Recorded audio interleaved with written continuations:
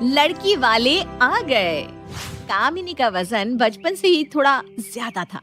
सब उसे cute cute कहकर बुलाते थे। कभी किसी ने चब्बी बेबी का नाम दे दिया तो उसके माँ बाप ने भी कभी इस बात पर ध्यान नहीं दिया कि इतना ज्यादा वजन होना ठीक नहीं है। सब हंसी मजाक में ही टालते रहते हैं। पर अब उसकी शादी की उम्र हो गई थी और रिश्ते की बात चल रही थी। पता नहीं इससे कोई लड़का मिलेगा भी या नहीं। इतना ज्यादा वजन है इसका, फिर भी इसको ये समझ नहीं कि कम खाए। जब देखो भैंस की तरह मुंह चलता रहता है। कामिनी अपने लिए बचपन से ही ऐसी बातें सुनती आ रही थी और अब उससे बर्दाश्त नहीं होता था। मुझ में नहीं है समझ। आप में तो थी ना। जब मेरा वजन इतना बढ़ता चला गया तब ध्यान क्यों नहीं दिया? इसमें मेरी क्या गलती है? बस जब देखो बहस करवा लो। ये नहीं कि जाकर कुछ एक्सरसाइज कर ले, थोड़ा सा तो फर्क पड़ेगा। पर कामिनी कुछ नहीं सुनती। वो अपने नमकीन की प्लेट उठाती है और कमरा बंद करके टीवी देखने लगती है। उनके घर का माहौल अक्सर कामिनी की शादी की बात पर आकर अटक जाता था और वो बात बढ़ते बढ़ते उसके मोटापे पर आकर ही रुकती थी। अरे ये सब रोज रोज का नाटक बंद करो। कल शाम को एक परिवार आ रहा है इसे देखने। बोल देना इसे थोड़ा कम ही खा ले। जैसे एक दिन से कुछ फर्क पड़ जाएगा। अरे भाई तुम माँ बेटी ना, मुझे माफ करो। कल जब वो लोग आए तो थोड़ा ढंग से पेश आना। कामिनी भी बेमन से लड़के से मिलने के लिए तैयार हो जाती है।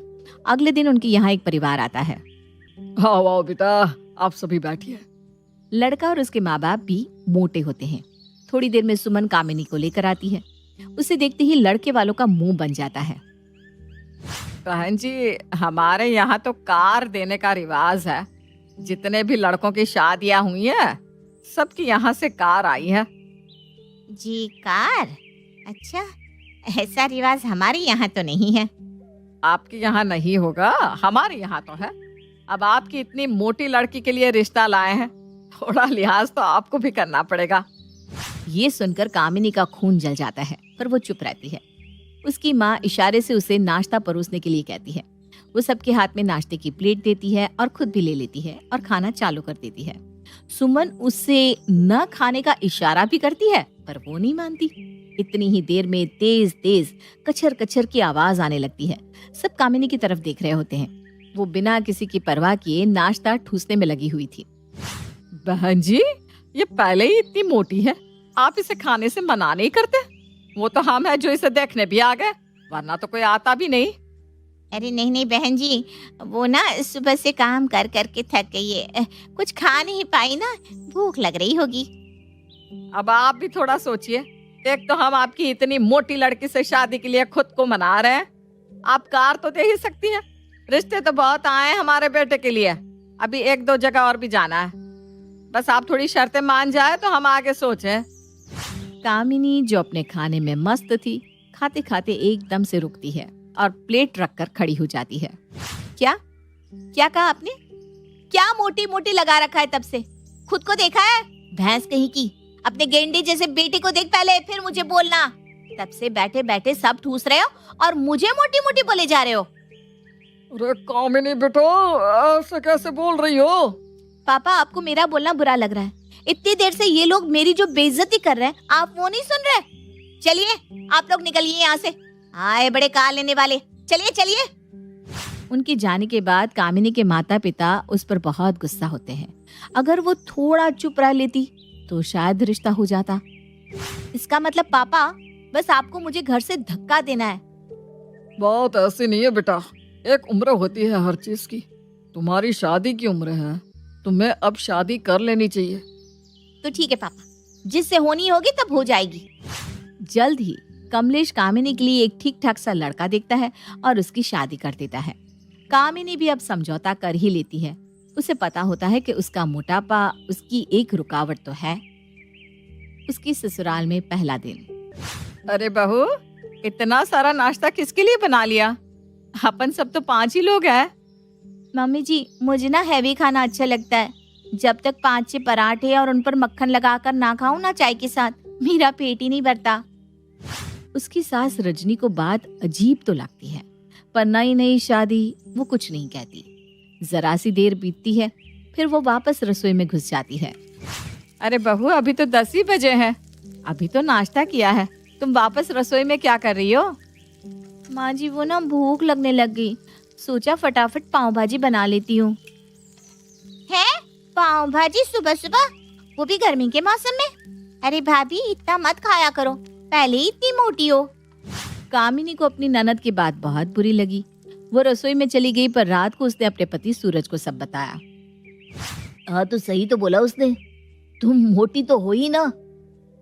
देखो सूरज, तुम ना मुझे ऐसे मत बोलो, ये सब पहले देखना चाहिए था। अच्छा ठीक है, सुनो कल शाम को एक पार्टी में चलना है सबको। ऐसी साड़ी पहनना जिसमें तुम मोटी ना लगो। कामिनी को अपने लिए बार बार मोटी मोटी सुनकर बहुत बुरा लग रहा था। उसे अभी ससुराल में एक हफ्ता भी नहीं हुआ था। वो बहुत चुप रहती थी। अगले दिन सब पार्टी में जाने के लिए तैयार होते हैं। अरे भाभी कितने मोटे लग रहे हो आप, कोई और साड़ी नहीं है जिसमें आप थोड़ी तो पतली सी लगो? हाँ कामिनी, बहुत ज्यादा मोटी लग रही हो। जब सूरज ने सास और ननद के सामने उसे मोटी कहकर नीचा दिखाया तो कामिनी से बर्दाश्त नहीं हुआ। वो अंदर से टूटती जा रही थी, पर कुछ कह नहीं पा रही थी। उसे पता था कि मायके में भी उसे कोई सपोर्ट नहीं मिलने वाला। एक दिन पड़ोसन के यहाँ से भजन कीर्तन का बुलावा आता है। माँ हम तीनों जाएंगे ना? हाँ, तीनों को ही तो बुलाया है। माँ मुझे ना भाभी के साथ जाने में बहुत शर्म आती है, इतनी मोटी है, सब बहुत अजीब तरीके से देखते हैं। मुझे तो इनके साथ खड़े रहना भी पसंद नहीं है। हाँ बेटा, इसके साथ जाने में शर्म तो मुझे भी आती है, पर अब क्या करें, जो है यही है।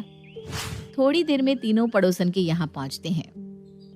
अरे आओ आओ, कामिनी भी आई है, बैठो बैठो बेटा। उसके यहाँ चाय नाश्ता लगता है। कामिनी थोड़ी सी शर्मा शर्मी के बाद अच्छा खासा नाश्ता करती है। सब चोर निगाहों से उसे देख रहे होते हैं और खुसर पुसर कर रहे होते हैं। सुशीला थोड़ा ताना मारते हुए कामिनी से कहती है, अरे बहू, तुम्हारा पेट भर गया हो तो यहाँ आ जाओ। कोई भजन ही सुना दो। कुसुम और रजनी एक दूसरे की शक्ल देखने लगते हैं कि कहाँ इसे कुछ आता होगा। आज तो बहू नाक कटवाएगी, पहले तो ठूस ठूस कर खा लिया, अब इसको कुछ आता तो है नहीं, ये तो पक्का है। आता कहाँ से होगा, कभी अपनी जिंदगी में खाने के अलावा कुछ किया होगा तब कुछ सीखा होगा ना। तभी कामिनी बड़े जोश में माइक के पास आकर बैठने लगती है। उसके आसपास वाले थोड़ी जगह करने लगते हैं कि इतनी मोटी को जगह तो ज्यादा ही लगेगी। ये जोश में गई तो है, पता नहीं कितने भजन आते होंगे इसे। सब कामिनी की तरफ अजीब तरह से घूर रहे थे। कोई उसके मोटापे को देख रहा था तो कोई उसने कितना खा लिया उसकी बात कर रहा था। तभी ही बहुत सुंदर तरीके से कामिनी भजन गाना चालू करती है। जैसे जैसे वो गाती जाती है वैसे वैसे कमरे में सन्नाटा सा छाने लगता है। वो सच में बहुत सुंदर तरीके से गा रही थी और साथ में ढोलक भी बजा रही थी। ये देखकर रजनी और कुसुम तो एकदम से चौंक जाते हैं। उन्हें यकीन ही नहीं हो रहा था कि कामिनी ये सब कर सकती है। सभी लोग उसके साथ साथ गाना गाने लगते हैं और तालियां बजाने लगते हैं। कामिनी जैसे समा ही बांध देती है। थोड़ी देर में भजन संध्या खत्म होती है और हर इंसान कामिनी की तारीफों के पुल बांधते नहीं थकता। अरे भाई रजनी, क्या हीरा बहू ढूंढ कर लाई हो, मेरे लड़के के लिए भी बता दो कोई। रजनी अपनी बहू के लिए कही गई बातों पर इतनी शर्मिंदा होती है कि वो अगल बगल में झांकने लगती है। थोड़ी देर में सब घर आते हैं। कुसुम और रजनी सूरज को बताते हैं कि किस तरह आज कामिनी ने सबका दिल जीत लिया। देखा माँ, हम हमेशा उसके मोटापे का मजाक बनाने में इतना व्यस्त रहे कि हमने उसकी दूसरी खूबियों को नजरअंदाज कर दिया। उन तीनों को अपनी गलती का एहसास हो चुका था और कामिनी की आंख में खुशी के आंसू थे।